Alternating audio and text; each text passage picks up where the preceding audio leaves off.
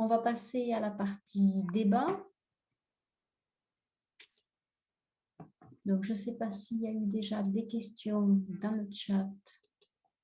Alors, vous pouvez lever la main pour demander la parole. Ça, j'ai eu quelques questions dans le chat. Il y a Jean-Michel, Fabien, Michel qui ont fait des commentaires. Je ne sais pas s'ils veulent prendre la parole ou si j'ai vu leurs questions. Alors, la première question, c'est Jean-Michel, je pense. Les digues Oui. détruites ont-elles été reconstruites? C'est une question pour Rémi.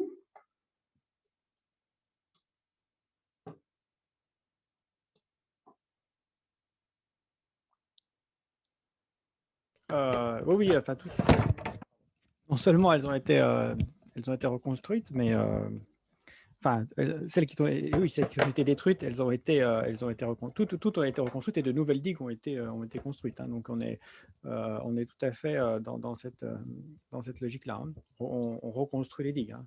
Il n'y a aucun endroit on aurait pu imaginer, par exemple, qu'on réouvre des portions de territoire, qu'on considère que cette protection-là n'est pas très efficace et que finalement, il vaut mieux essayer de refabriquer un lien, en tout cas physique, même visuel avec la mer, parce que ça peut être en quelque sorte, ça peut être plus efficace. C'est pas le choix qui a été fait. Un autre élément, c'est que malgré la construction de ces digues géantes, le ministère de l'Aménagement et l'agence météorologique qui a en charge de la protection contre les aléas naturels considèrent que les digues ne suffisent pas à protéger les populations, en fait. Et donc, en cas de tsunami majeur, il faut évacuer. C'est ça qui pose question, en fait. Hein, parce que pourquoi est-ce qu'on va fabriquer? Alors, il y a un certain nombre d'arguments qui disent, par exemple, que les digues ont ralenti de 30 secondes les vagues du tsunami. Et ça a permis de sauver quand même un certain nombre de personnes. Il y a un autre aspect, c'est que malgré tout, on a des tsunamis en permanence au Japon, et en particulier dans cette région-là, et qu'avant la construction des digues, les personnes dormaient avec leurs chaussures et leurs sacs, hein, prêts à partir. Hein, jusque dans les années 50, c'est quand même des populations qui vivaient sous cette menace-là. Donc il y a quand même un certain avantage. Mais après, on peut se demander pourquoi est-ce qu'on construit des digues de cette ampleur, d'autant plus que le tsunami de 2011 n'est pas un tsunami exceptionnel, en fait. Hein, ce n'est pas un tsunami millénaire. Ceux de 33 et de 96 étaient de même ampleur, en fait, et ont touché les mêmes villages de la même façon. Donc, on n'est pas sur un truc complètement exceptionnel. On a également des digues qui sont construites pour protéger des rizières, des terrains qui sont inconstructibles. Donc, ça pose un certain nombre de questions. Et derrière, en fait, la construction de ces grands ouvrages, à mon avis, bon, il y a un aspect, on peut le dire, qui est de soutien à l'économie et au groupe du BTP. Hein, et les groupes du BTP ensuite vont renvoyer la monnaie de la pièce. Dans certaines localités comme Elikuzen Takata, ces groupes du BTP fournissent des ingénieurs et des aménageurs directement à la mairie. Et en fait, on est un petit peu dans la même situation que pour certaines localités du département de Fukushima, c'est-à-dire qu'on a des mairies qui n'ont pas forcément ni le personnel, ni l'expertise pour pouvoir gérer ces choses-là, et donc on va leur apporter des experts. Et donc, à partir du moment où on a un représentant d'un grand groupe du BTP qui va participer au plan de réaménagement, il va pas faire en sorte que son entreprise investisse le moins et fasse le moins de choses possible. Et donc, l'ampleur des travaux est aussi la conséquence de ça. L'autre aspect, c'est, je pense qu'il y a aussi et là aussi, je pense qu'on retrouve à peu près la même logique que dans les régions contaminées, c'est que c'est une zone test et que chaque digue est un peu différente. Chaque entreprise a pratiquement sa commune dans laquelle elle construit sa digue, et on va tester des nouvelles techniques et on va proposer même l'expertise japonaise. Et ce qui se passe avec le tsunami, où le Japon a perdu quand même pas la face, mais il a perdu l'expertise qu'il avait en termes de protection des populations littorales. Parce qu'en 2004, en Indonésie, les ingénieurs japonais sont arrivés et leur ont expliqué voilà, comment est-ce qu'on fait pour se protéger d'un tsunami. Aujourd'hui, ça, c'est quelque chose qui est à reconstruire. Il y a une crédibilité qui est à reconstruire.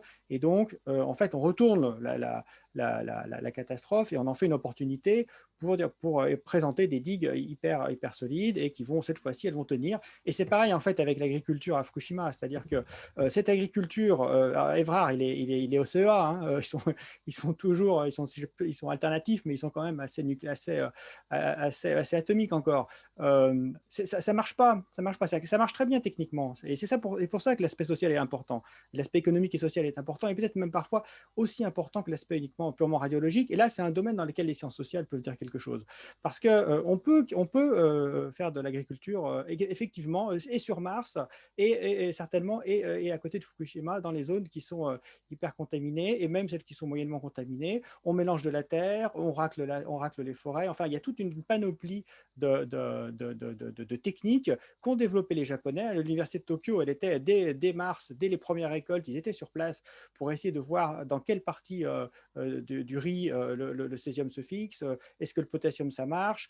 Les tournesols, on a arrêté parce qu'en fait, ça déplace, ça fabrique plus de problèmes qu'autre chose. On va racler les sols gelés l'hiver parce que ça fait remonter les césiums. On déverse les eaux depuis les bassins de rétention de l'agriculture. On va déverser les eaux d'une certaine façon pour faire en sorte que les césiums restent au fond dans la boue, etc. Donc il y a toute une panoplie. On va couper les arbres de telle façon, également les tailler, mélanger de la terre saine. On racle les sols des rizières, on remet de la terre dessus.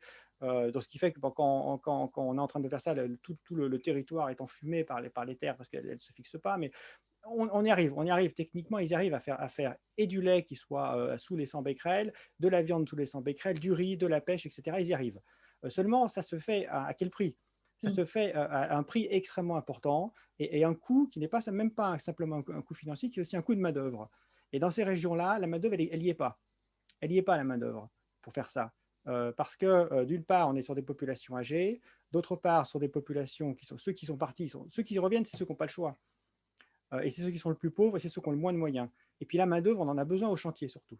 Au chantier de Fukushima qui mangent des gens parce que c'est les 6000 travailleurs journaliers, ils atteignent leur dose. Alors, ce n'est pas des liquidateurs, hein, c'est bien des travailleurs du nucléaire avec la même situation qu'en France. Hein, ce n'est pas des types qui sont comme ça envoyés au casse-pipe, mais on a les mêmes problèmes de dissimulation de doses, etc. Et le Japon a besoin de main-d'œuvre. Et donc, ça veut dire que techniquement, même si ça marche, in fine, économiquement, ça ne marche pas. Et en plus, les produits ne se vendent pas. Ou alors, ils se vendent à perte. Par exemple, le riz de Fukushima, qui était un riz plutôt de bonne qualité, qui était vendu à 75% pour de la consommation directe, c'est-à-dire qu'on achète le riz, on sait qu'il vient de telle région et on le mange. Aujourd'hui, il est vendu en consommation intermédiaire, c'est-à-dire qu'on va le fourguer à la restauration, là où l'origine, en fait, est pas très... Donc, le marché du riz a changé. Tout ce marché d'approvisionnement a changé. Les pêches, on peut faire des pêches qui est à 0 becquerel, seulement les pêches qui sont fabriquées à Fukushima, c'est des produits de luxe. Donc en fait, comment est-ce qu'on peut vendre un produit de luxe extrêmement cher tout en ayant une perte complète de la réputation du produit? Alors c'est ce que dit le gouverneur. Hein. Le gouverneur de Fukushima, il nous dit on a 4 catastrophes, on a le séisme, le tsunami, le nucléaire et j'ai oublié le mot en français, et la mauvaise réputation. Et c'est là-dessus qu'il faut jouer, voilà. Et c'est là-dessus qu'il faut jouer parce que, alors on peut, alors c'est pour ça que c'est une impasse, hein, cette question de l'agriculture en milieu. Alors par contre, il y a l'expertise, et le Japon fabrique de l'expertise. Et en ce sens-là, le territoire et ses habitants sont aussi sous cette emprise-là, parce que ce qui se joue, c'est pas, avec leur retour, c'est pas tellement leur histoire à eux, c'est l'avenir du nucléaire au Japon, l'avenir du nucléaire même hors du Japon, et est-ce qu'on peut, dans un pays démocratique, avec un certain investissement technologique, dépasser une catastrophe nucléaire de cette ampleur? Et comment est-ce qu'on va convaincre les autres communes qui ont des réacteurs et dont certains habitants ne veulent pas qu'ils redémarrent, comment est-ce qu'on va les convaincre de redémarrer? Comment est-ce qu'on va faire que le nucléaire devienne une filière d'avenir exportable pour l'industrie japonaise? Et c'est ça qui se joue. Et ce territoire-là et ses habitants, ils sont pris dans cet étau-là, entre d'une part la réalité de la vie sur place, où en effet, comme l'a dit Christine, tout a changé, les commerces ont changé. C'est-à-dire qu'il n'y a plus de commerce dans ces villes-là. des commerces, ça va être des supérettes, ça va être des cabarets et des cabarets de la prostitution pour les travailleurs, des hôtels pour les journaliers, des pachinko, de la location de matériel industriel et des matériels de chantier. Tout a été complètement chamboulé dans ce territoire-là. Donc, c'est une situation qui a complètement… Et c'est ça qui empêche aussi le retour. Et puis d'autre côté, en effet, les habitants qui ont fui les communes contaminées, qui ont été évacués ou ceux qui sont évacués tout seuls, ils sont hébergés dans des conditions extrêmement difficiles. Et ce qui se dit de ces habitants-là, ce n'est pas tellement qu'ils soient radioactifs ou qu'ils soient pourris par la radioactivité, c'est qu'ils gagnent beaucoup d'argent par TEPCO et qui continuent à gagner de l'argent de TEPCO. Et c'est ça, en fait, là, depuis 1971, ces personnes-là, ils ont gagné de l'argent par TEPCO et après 2011, ils continuent à gagner de l'argent par TEPCO et ils sont hébergés et ils sont sur des territoires des territoires pauvres. Et ce qu'on dit, c'est que ces réfugiés de Fukushima, ils font rien parce qu'ils ont de la compensation. Cette compensation, c'est pratiquement 1 000 euros par personne et par famille. Donc, dans une famille, on peut avoir jusqu'à 4 000 euros par mois. Alors, les compensations baissent maintenant, hein, mais ils ne font rien, ils vont au pachinko et en plus, ils achètent de grosses cylindrées. Pas des cylindres allemandes, des japonaises, mais voilà ce qu'il fait. Et c'est pour ça aussi que leur situation est très compliquée. Et c'est pour ça aussi qu'on va les pousser à rentrer et que finalement, ceux qui rentrent, c'est ceux qui n'ont pas pu s'extraire de cette emprise et qui n'ont pas eu les ressources pour partir parce que tous les autres sont partis. Ceux qui pouvaient partir, ils partent. Et donc, il y a une question sociale aussi qui se pose. Oui. Voilà. Fabien écrit, superbe exposé, merci. Comment sont financés ces immenses chantiers, s'il vous plaît? Quelle influence sera la monnaie japonaise, le volume de dette publique et privée? Très vite, c'est quoi qu'il en coûte, hein. Le quoi qu'il en coûte, au Japon, c'était en 2011. L'endettement est tellement massif que de toute façon, alors les communes sont sous perfusion de l'État complet, le département un peu moins parce qu'ils sont un peu plus riches, mais c'est quoi qu'il en coûte. De toute façon, le Japon ne peut pas se désendetter vu la dette, hein, il est à 250% du PIB, donc si on se désendette, on fait une politique d'austérité. Donc au Japon, c'est Mélenchon, hein. C'est la politique de Mélenchon, c'est-à-dire que la dette, on ne la rembourse pas, on dépense et on dépense. Donc, il n'y a pas de problème. C'est l'État qui dépense et on verra comment ça finira ou pas. Mais c'est la situation. Donc, les vannes sont ouvertes. En fait, les vannes financières sont ouvertes. Les populations consentent à la fabrication du béton et donc, ça y va, quoi. Je ne sais pas si Christine veut rajouter un commentaire par rapport à cette question. Non, sur ces aspects-là, non, sur les aspects financiers, non. Rien à rajouter. D'accord. Une question de Michel. Christine, te sens-tu plus en sécurité sur une route à 80 km/h que sur une route à 90? Oula, je suis une très mauvaise conductrice et en général, je reste en dessous des normes. Donc, oui, sans doute. 4 heures, alors attends, tu m'as dit 90 km/h ou 80, c'est ça? Ou 80 ou 90? Oula, je me sens plus en sécurité quand c'est pas moi qui conduis. Ça te va comme réponse? Je sais pas ce que tu cherches à me faire dire. Non, oui, mais j'avoue que alors si Michel est là, il pouvait expliquer sa question. Et je pense il y a quelque chose sûrement que je n'ai pas saisi là. Je ne sais pas si… Ouais. Ah, Vous m'entendez? Oui. Oui.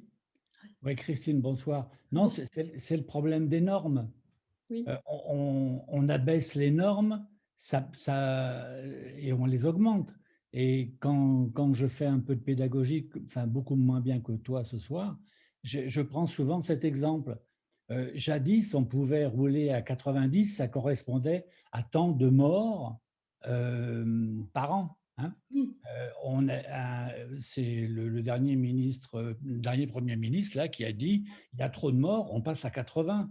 Bon, tout le monde a grogné, mais il y a autant d'accidents, mais il y a moins de morts. Hein. Et c'est ça le problème des normes.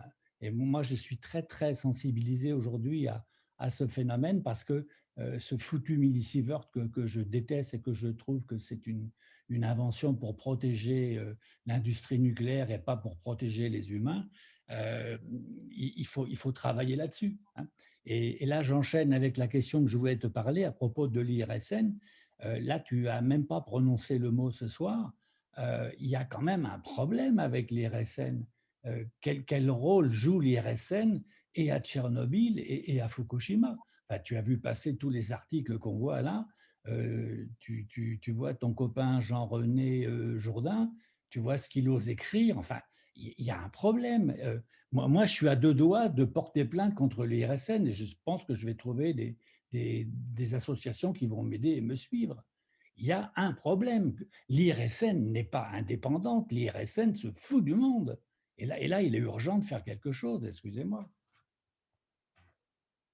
Je n'ai rien à répondre sur ce sujet. Voilà, oui, voilà, j'ai été licenciée de l'IRSN. Voilà, donc, je pense que si effectivement, Michel, et si des associatifs considèrent que effectivement les études qui sont faites par l'IRSN ne sont pas satisfaisantes, c'est important. Ouais, on est en démocratie, c'est important comment dire, de demander des comptes et d'en débattre, effectivement. Ce soir, tu n'as pas prononcé le mot de faible dose. Hein, moi, c'est mon dada, les faibles doses. Implicite, hein, c'est vrai que c'était implicite quand je dis, voilà, on est 20 millisieverts, 1 millisievert, voilà, oui, si, bien sûr, on parle bien sûr de ce qu'on appelle les faibles doses de radioactivité, tout à fait. Oui. Il faut expliquer que le cumul des faibles doses dans la durée, ça conduit à des catastrophes. Moi, je suis en train de le vivre à Soulaine, tu connais le dossier. C'est un problème. On boit de l'eau radioactive aux normes depuis 20 ans. Je connais le taux de cancer, le taux de cataracte, le taux de diabète, le taux d'arythmie cardiaque, et j'en suis d'ailleurs. Enfin, c'est phénoménal. Il y a quelque chose à faire. Et là, on a besoin de tout le monde. Il n'y a pas... enfin, j'ai suivi une quantité de webinaires là ces jours-ci sur Fukushima, mais il faut sortir de Fukushima et s'approprier le problème et dire voyons, chez nous, on n'a pas ce degré de catastrophe, mais on a quand même un problème permanent autour de toutes les centrales de France. Hein. Et tu sais très bien que Greenpeace a expliqué qu'il n'y a pas un seul Français qui vit à moins de 200 km d'une centrale. Hein. Pourquoi y a-t-il 3 millions de consommateurs de lévothyrox en France? Pourquoi y a-t-il 3,5 millions de diabétiques? C'est quoi? C'est multifactoriel? Non, je suis désolé, on a un problème avec le nucléaire. Il faudrait quand même qu'on en parle sérieusement.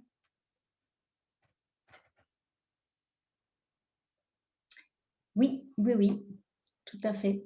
Jean-Michel pose la question. L'État japonais a-t-il été attaqué en justice pour défaut d'efficacité des ouvrages publics pour les tsunamis ou du fait d'une politique tout nucléaire loin d'être sécure si cela est concevable en matière nucléaire?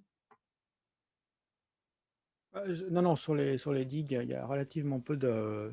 Sur ces ouvrages, non, il n'y a pas de... Enfin, j'ai pas connaissance de procès. Après, le Japon, il n'est pas tout nucléaire, hein, il est tout. Hein. C'est-à-dire que il n'y a pas beaucoup... Le nucléaire compte pas beaucoup au Japon, en fait. Hein.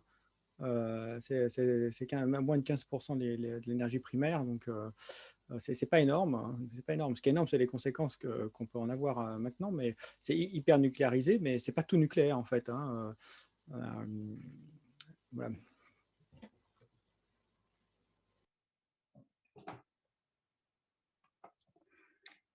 Alors, je reprends la suite des questions.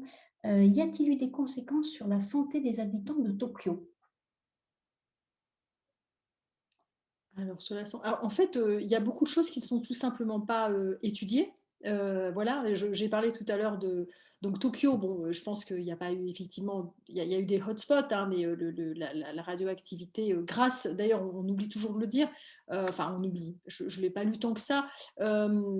Cet accident nucléaire, pour terrible qu'il soit, les Japonais ont eu de la chance avec la météo parce que si le vent n'avait pas été vers le nord-ouest, c'était effectivement beaucoup plus grave. Et d'ailleurs, le Premier ministre à l'époque, en poste à l'époque, Naoto Kan, est devenu un militant antinucléaire parce que quand il s'est rendu compte de ce que c'était que de faire face à un accident nucléaire, et qui s'est dit, à un moment donné, il y a eu quelques heures, je pense, pendant lesquelles ils se sont demandé s'il ne faudrait pas évacuer Tokyo.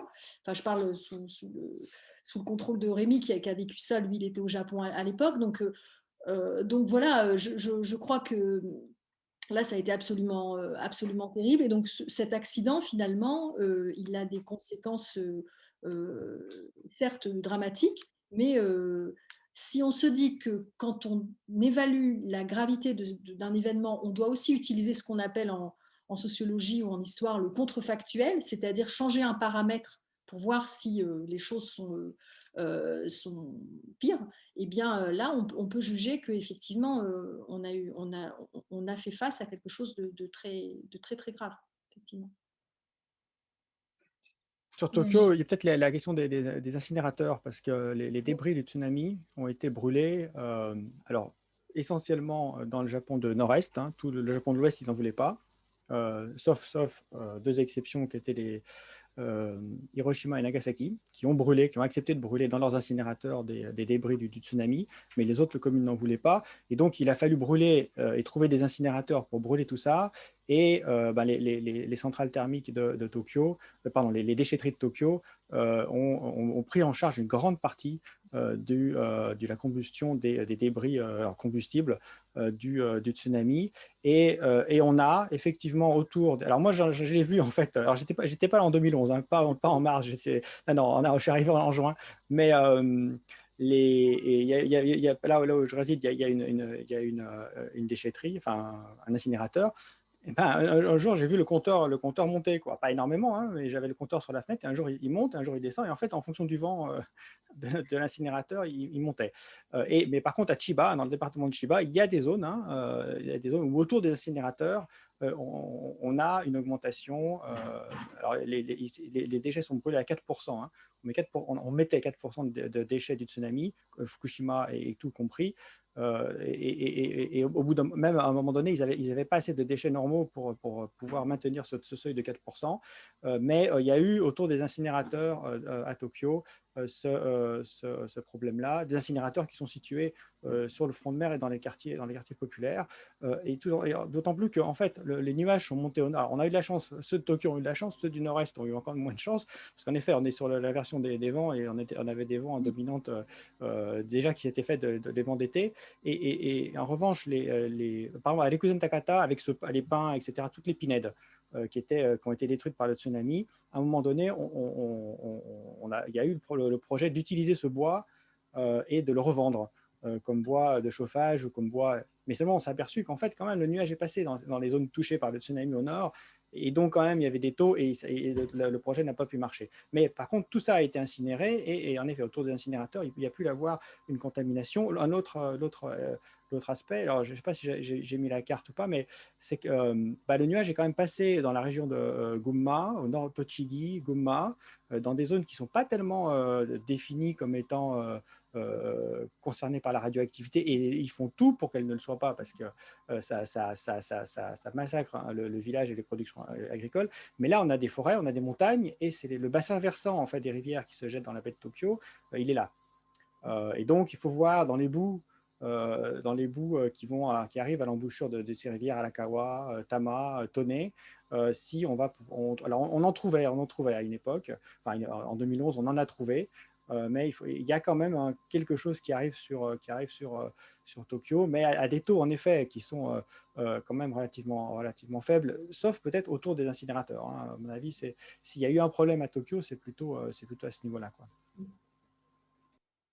Une question de Jérôme. Quel est le sentiment et l'opinion des nouvelles générations? Alors, ouais, pardon. Non, pardon, sur le nucléaire ou sur... Je suppose sur la situation radiologique, sociale, je suppose sur tous les aspects que vous avez étudiés. La question doit se rapporter à tout ce que vous avez étudié.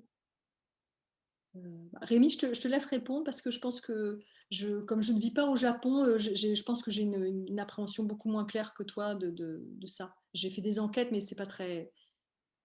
On avait en fait un peu, même avant l'accident, des mouvements de jeunesse, hein, des mouvements de jeunesse et une politisation au sein de certains étudiants. Ces mouvements-là ont plutôt embrayé en fait, hein, sur la contestation enfin en tout cas pas forcément la contestation contre le nucléaire en tant que soi, mais en tout cas des gens qui ont commencé à s'intéresser et ont intégré en fait la question de ce qui se passait à Fukushima dans leur réflexion générale et dans la liste des luttes, hein. On a une liste comme ça des luttes au Japon, hein. Il y a les bases américaines, la question des armes nucléaires, la question de l'armée japonaise, la révision de la Constitution et les différents appareils militaires utilisés par l'armée américaine pour éviter leur survol des zones habitées. Et maintenant, on a aussi la question de la radioactivité et du nucléaire en général. Donc ça s'est aggloméré à ces luttes. Et puis, on a aussi pas mal de jeunes qui sont... Ça, c'est un mouvement qui avait commencé il y a plutôt à Kobe, mais sur les bénévoles, il y a quand même pas mal de jeunes qui sont partis dans les régions sinistrées, autant par le tsunami que même dans la région de Fukushima, pour aider. Et on rencontre à Fukushima des gens qui sont venus s'installer pour venir aider les personnes. Et donc, une sorte d'engagement. Alors, ce n'est pas un engagement en manifestation, etc., mais c'est un engagement individuels de gens qui ont décidé de venir de l'ouest du Japon, par exemple, et de s'installer dans la ville de Fukushima pour faire du travail social, pour faire de la formation, etc. Il y a eu ce type de sensibilisation ou d'initiative, mais d'un point de vue très, très individuel. Après, sur la jeunesse japonaise, on la dépeint souvent comme étant dépolitisée, et puis un petit peu, alors, par exemple, les vendredis, etc., et Greta, ça leur passe par-dessus la tête, hein. Les lycéens japonais, ils en sont très loin, hein. Ils en sont très, très, très loin de ces questions-là.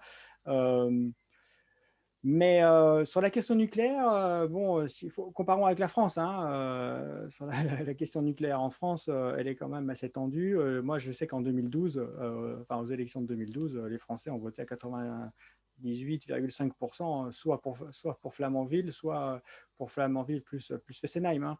Donc, il faut avoir aussi ce recul-là. La situation française est aussi un peu particulière. Et du coup, peut-être qu'au niveau de la jeunesse japonaise, la question nucléaire est peut-être moins taboue. En tout cas, il y a moins une publicité. Moi, je me souviens de la publicité pour la perceuse nucléaire, hein, d'EDF dans les années 80. Ça ne passerait pas au Japon. C'est quelque chose qui ne passerait pas. La perceuse qui marche au nucléaire, ça ne passerait pas. Donc, je veux dire, il y a peut-être moins de tabou en fait, à parler du nucléaire. J'ai l'impression, hein, que ça peut être le cas en France, où tout de suite, on sait qu'on va entrer dans quelque chose de conflictuel. Et dont on ne veut peut-être pas forcément en entendre parler.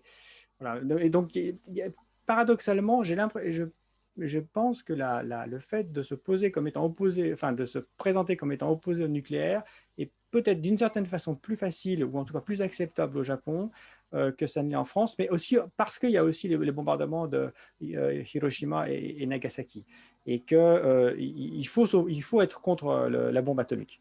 Et donc, on est contre la bombe atomique, et donc on peut aussi réfléchir un petit peu après. En France, on n'est pas contre la bombe atomique, on n'a pas ce passé-là.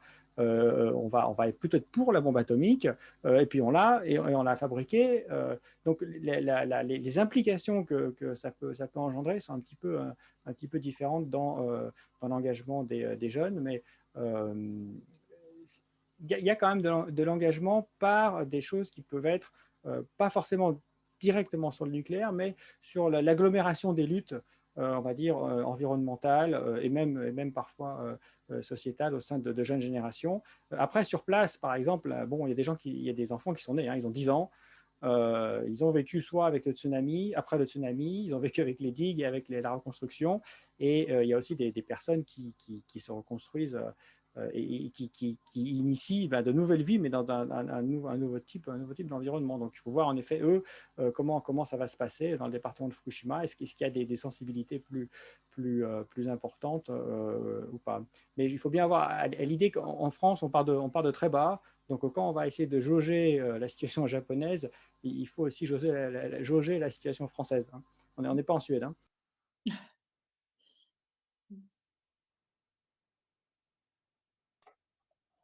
Une question de Denise donc, sur les techniques agricoles hors sol et l'eau contaminée, point d'interrogation.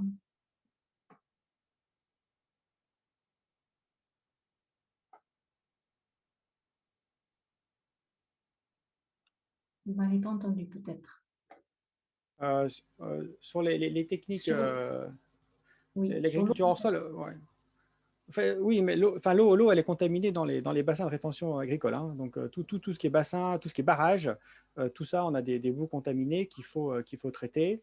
Et en effet, on est en plus dans des zones de riziculture, donc l'eau est importante et on a tout un réseau hydrographique qui concerne l'ensemble du finage et donc qu'il faut traiter, qu'il faut mesurer. Et donc, ce qu'on va faire en général, on mesure l'eau à l'entrée de la rizière, à la fin de la rizière, et puis ensuite à l'entrée de la rizière du voisin et puis à la fin de la rizière du voisin. Et on essaye de voir si l'eau qu'on va utiliser est contaminée ou pas, et on essaye de la décontaminer en route, en fait, hein, de rizière en rizière, pour essayer de faire ce type de changer les techniques agriculturales pour essayer de faire en sorte que les césiums qui sont contenus dans l'eau soient extraits, soit déposés avec le moins de taux possible. Et après, en effet, il y a de l'agriculture hors sol qui se développe. Il y a par exemple la ferme des tomates à Iwaki, ou Shilono, enfin, où on va fabriquer des tomates sous serre, où là, en effet, on est sur Mars, hein. Donc là, effectivement, c'est étanche du milieu environnant. Mais là aussi, hein, c'est pas viable. Enfin, c'est rigolo, on va vendre des tomates et cultiver sous serre, mais c'est pas ça qui va faire vivre, qui va apporter un revenu paysan qui soit indépendant et qui soit pas sous perfusion. François demande, peut-on raisonnablement croire qu'on peut contenir les sols et eaux contaminées sur le long terme de leur durée de vie? Dit autrement, combien de temps estime-t-on pouvoir éviter la dissémination des contaminants?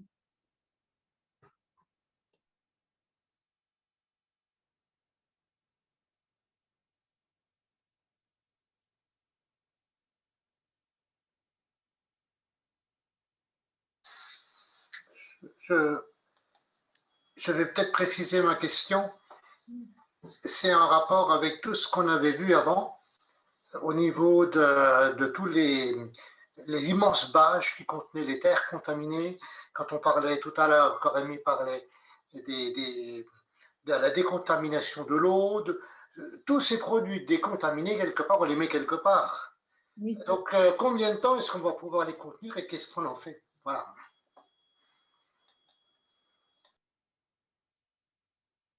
Pour le moment, on les a mis dans des. On a proposé de les mettre dans un endroit de stockage temporaire pour 30 ans. Et on a dit qu'ensuite, on les enlèverait. Mais beaucoup de Japonais se demandent qui prendra dans 30 ans ces déchets. Donc, c'est un peu une promesse, je pense. Je ne sais pas ce que tu en penses, Rémi, mais je pense que c'est une promesse qui est considérée comme étant un peu outrecuidante parce qu'on n'imagine pas quel est le territoire japonais qui, dans 30 ans, dira oui, oui, bien sûr, je vais prendre ces déchets nucléaires sur mon territoire.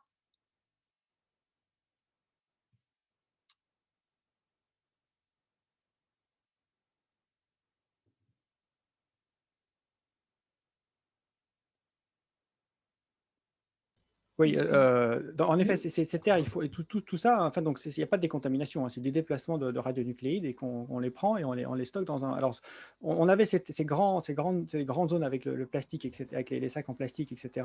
C'est en train de disparaître.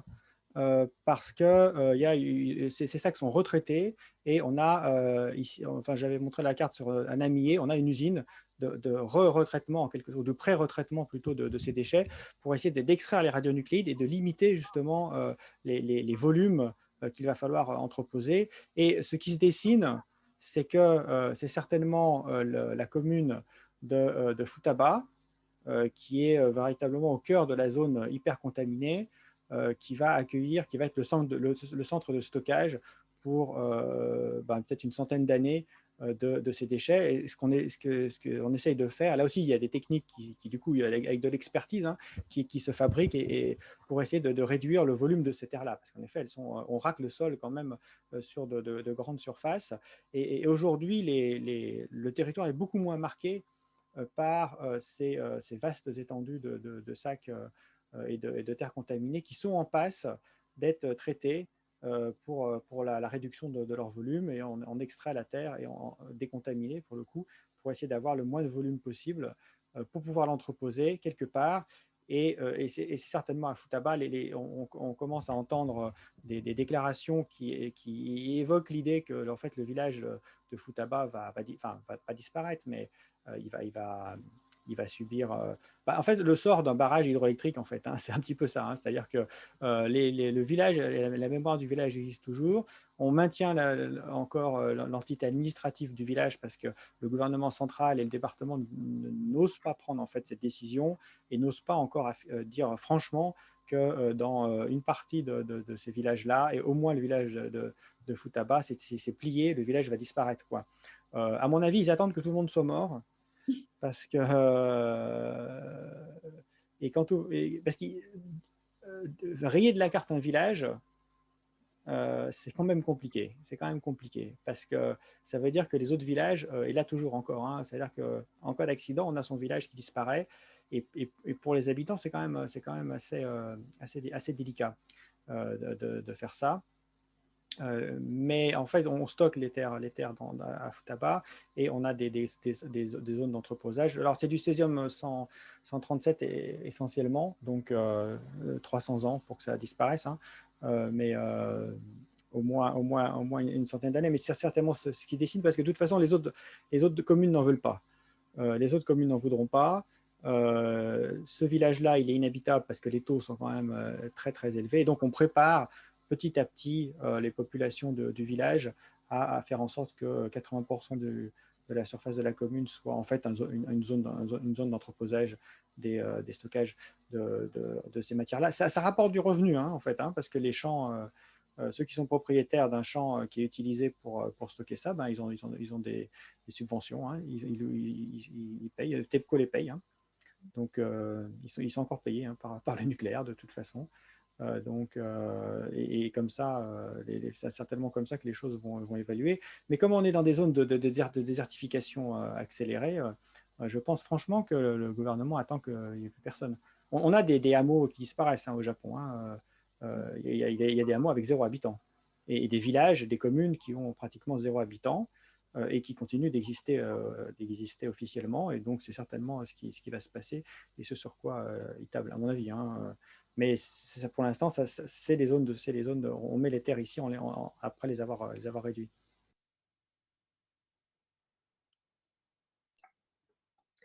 Alors, il y a encore beaucoup de questions, mais il va falloir envisager peut-être la fin du débat. Je vais peut-être en poser quelques-unes. Il y a pas mal de commentaires et de remerciements pour vos exposés à tous les deux. Pour ne pas dépendre du nucléaire, il faut développer les énergies renouvelables. Où en est le Japon? Donc, Rémi, c'est vrai que vous l'aviez évoqué sur le mix énergétique. Attention à ne pas revenir au charbon. Il est possible d'être en 100% d'énergie verte. Ouais, mais c'est ce qu'il faut, hein. C'est ce qu'il y a à Fukushima. C'est ça qui est très paradoxal, hein, avec le département de Fukushima. C'est-à-dire que c'est un département qui a décidé de sortir du nucléaire. Et ils le disent, on sort du nucléaire, on ne veut plus de nucléaire. Bon, ils ont quand même ils ont quand même pratiquement 10 réacteurs, hein, Fukushima 1, Fukushima 2. Donc, ils sont quand même dans le nucléaire pour longtemps. Mais ils ont décidé de sortir du nucléaire et de mener une politique de renouvelables, et d'arriver en 2040 à 100% de renouvelables pour la demande du département. Ils en sont à 25-28% pour l'instant. Mais parallèlement à ce projet-là, en réalité, le département de Fukushima continue à fournir de l'électricité à TEPCO, mais plus en nucléaire, mais cette fois-ci en gaz naturel et en charbon. Et en fait, c'est le charbon qui tend à prendre le relais. Et l'électricité produite à Fukushima est encore à 60-70% en thermique. Mais en effet, et là, c'est là où il y a la pirouette, l'électricité consommée à Fukushima pourrait être en passe éventuellement d'atteindre 100% de renouvelables. Et il y a des centres de recherche. On essaie de... la construction de panneaux solaires est un moyen de valoriser les champs contaminés. Donc, on remplace le riz par du panneau solaire. Et puis, on a également une société qui est la société de Aizu, Aizu Electric, qui a à sa tête un marchand de saké et qui fait partie des vieux notables du département et qui, lui, en fait, est resté dans une position extrêmement... en fait, qui reprend... Bon, il faudrait reprendre l'histoire du département de Fukushima parce que c'est un département c'est le dernier département qui a été soumis par l'empereur à Meiji. Et les dernières batailles, c'est à Aizu, à l'ouest du département. Donc, c'est des gens qui n'aiment pas vraiment l'État central. Et à Aizu, il y a des gens qui considèrent qu'ils ont assez payé. Et c'est intéressant parce que ce n'est pas des gauchistes, c'est des négociants, c'est la notabilité locale et qui, eux, se disent, bon, on a payé suffisamment pour Tokyo, on doit supporter le nucléaire, donc maintenant, on coupe tout. On ne veut plus fabriquer d'électricité pour Tokyo et on va fabriquer notre propre électricité. Et donc, ils ont monté une entreprise privée qui, pour l'instant, fait plutôt, enfin, est obligée le marché n'est pas encore tout à fait libéralisé, mais donc c'est de la revente. Ils essaient de convaincre les agriculteurs de passer une partie de leur rizière en photovoltaïque pour essayer ensuite, bon, là, pour l'instant, ils revendent à l'opérateur régional, mais ils voudraient essayer d'arriver à une autonomie et une autonomie énergétique qui soit à la fois une autonomie énergétique en renouvelable, en utilisant toutes les ressources du département, mais aussi une autonomie politique derrière, et de ne plus dépendre ni de Tokyo, ni d'un opérateur comme TEPCO. Ensuite, on a un certain nombre de communes, de petites communes qui sont à 500%, voire 1000% d'autosuffisance énergétique. Mais là, on est sur des petits villages de 500 à 1000 habitants. On est sur des choses qui sont relativement faibles. Mais il y a un effort dans ce département de Fukushima d'être à la pointe des renouvelables. Et c'est un petit peu le paradoxe de ce territoire-là. C'est-à-dire qu'elle est les pieds dans le nucléaire et dans le thermique d'un côté, et puis de l'autre côté, une tentative pour au moins, sur la demande électrique locale, de pouvoir fournir en renouvelable. Quel est l'état technique précis et l'évaluation de la situation au niveau de la centrale et quand sera-t-elle, si c'est possible, contrôlée?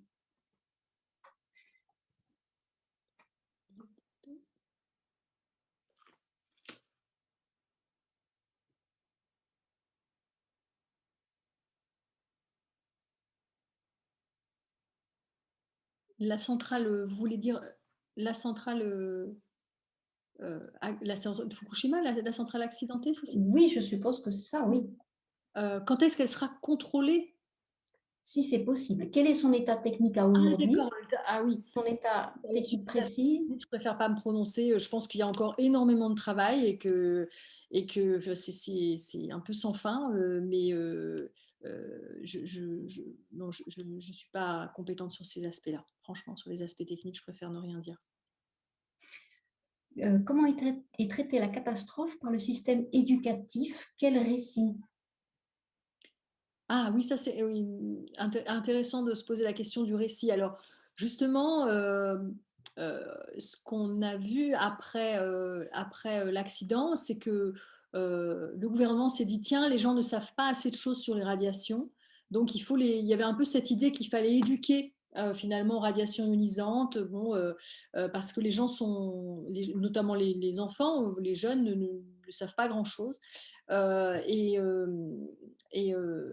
Visiblement, sur les manuels qui ont été donnés, on parle des radiations ionisantes sans faire du tout le lien avec l'industrie nucléaire. Donc, ça a énervé beaucoup de personnes qui ont dit, voilà, on a quand même vécu un accident nucléaire et quand on parle des radiations ionisantes, on ne fait pas le lien avec l'accident. C'est quand même effectivement un peu troublant. Mon collègue de Toulouse, Jean Jaurès, Christian Galland, qui travaille sur l'éducation, qui est un sociologue de l'éducation au Japon, qui a fait quelques articles sur cette question-là. Il a revu un petit peu les manuels scolaires, donc peut-être voir si ça vous intéresse, ces articles-là, parce qu'il a essayé de voir un petit peu comment, enfin, il a vu comment, il a étudié comment on traitait le nucléaire depuis 2011 dans les manuels scolaires.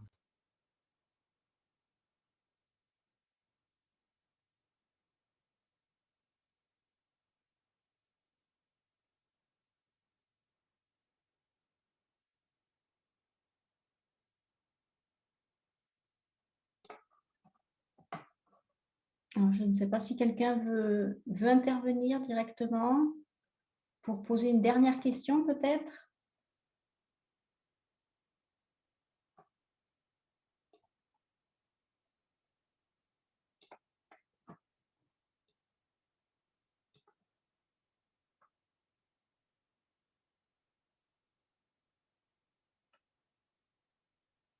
On a eu un séisme il y a quelques temps, qui serait lié au séisme de 2011. Apparemment, il commence à y avoir des articles dans Asahi, par exemple, sur les choses ont apparemment bougé à l'intérieur de la centrale.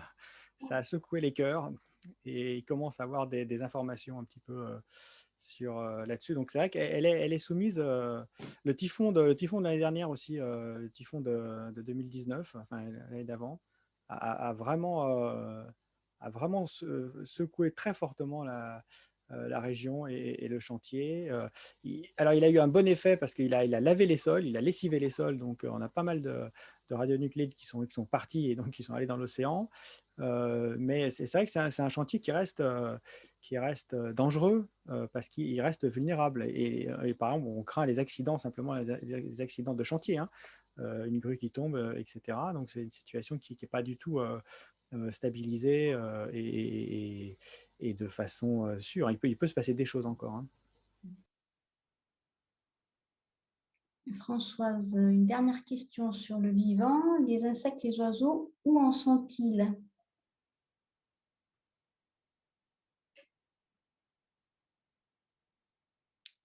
Je pense qu'il y a eu des travaux de fait par Timothy Mousseau et Andreas Müller qui en radioécologie qui montrent qu'il y a eu un impact sérieux évidemment sur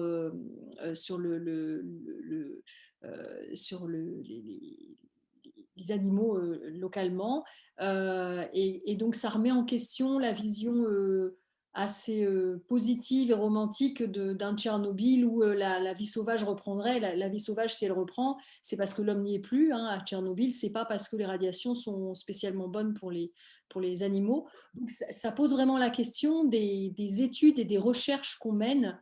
Et on ne peut voir de choses que quand on mène des études pour les voir. Ça paraît être un truisme, mais sur beaucoup de sujets, on ne sait pas encore grand-chose parce que finalement, on ne l'étudie pas.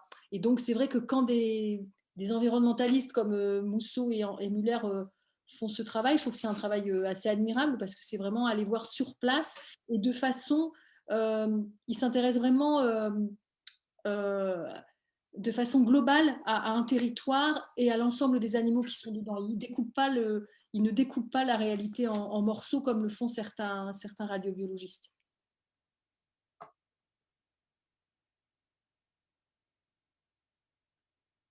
Je ne sais pas si Rémi veut rajouter quelque chose sur cette question. Les sangliers se portent bien. Les sangliers et les singes se portent bien. Mais du coup, c'est un problème pour le retour, les sangliers aussi, hein, parce que ils étaient déjà nombreux, ils sont de plus en plus nombreux et ils se sont installés, hein. Donc, les habitants qui reviennent et qui sont dans des zones un peu isolées, ils ont affaire avec les singes et avec les sangliers qui détruisent tout, et les singes qui se servent dans les frigos et qui entrent dans les maisons. Donc, et avec des craintes que ces sangliers aussi migrent, hein, et contaminent aussi d'autres parties, les départements limitrophes, hein. Mais on a une vie sauvage. Enfin, l'ensauvagement a progressé et cet ensauvagement est aussi un frein du coup à la réinstallation, plus que dans d'autres zones encore.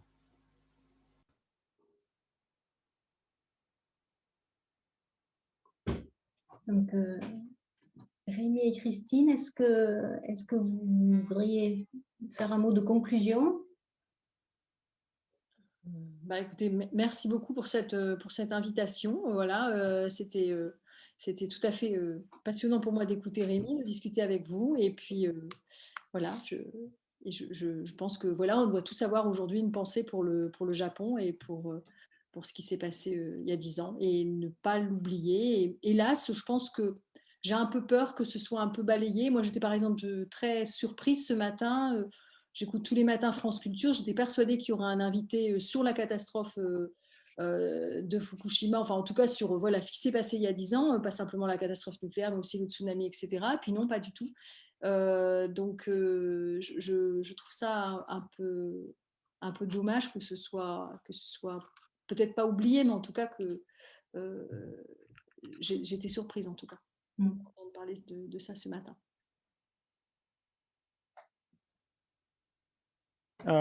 On fait un colloque avec auquel participera également Christine, hein, donc les 9 et 10 avril. Hein. On en attend un petit peu que les choses se calment du coup et on fera un colloque en ligne à la Maison franco-japonaise où on aura d'autres approches complémentaires.